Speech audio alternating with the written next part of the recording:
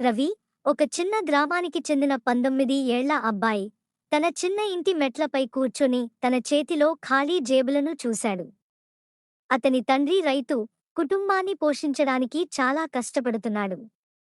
రవి కుటుంబానికి ఆర్థిక సహాయం చేయాలని నిర్ణయించుకున్నాడు. తన జీవితాన్ని మార్చాలని సంకల్పించిన రవి తల్లితో కొంత డబ్బు అప్పుగా తీసుకుని ఒక వుడెన్ కార్ట్ కొనుగోలు చేశాడు. రైల్వే స్టేషన్ వద్ద టీ మరియు స్వల్పాహారం అమ్మడం ప్రారంభించాడు. మొదట్లో చాలామంది అతన్ని చూసి నవ్వుకున్నారు. కానీ అతను దానిని పట్టించుకోకుండా తన పని చేసుకుంటూ వెళ్ళాడు. వర్షం, ఎండ, పొడవైన పని గంటలు ఇవి రవిని పరీక్షించాయి. కొన్ని రోజులు మంచి ఆదాయం వచ్చేది, మరికొన్ని రోజులు తక్కువగా వచ్చేది. కాని అతను నెగ్గిపోవడానికి బదులుగా తన టీ రుచిని మెరుగుపరచడం ప్రారంభించాడు. టీతో పాటు బిస్కెట్లు మరియు స్వల్పాహారం కూడా అందించడం మొదలుపెట్టాడు. కొంతకాలానికి రవి టీ స్టాల్ ప్రసిద్ధి చెందింది. భిన్న ప్రాంతాల నుండి ప్రజలు అతని ప్రత్యేకమైన టీని రుచి చూసేందుకు వచ్చేవారు.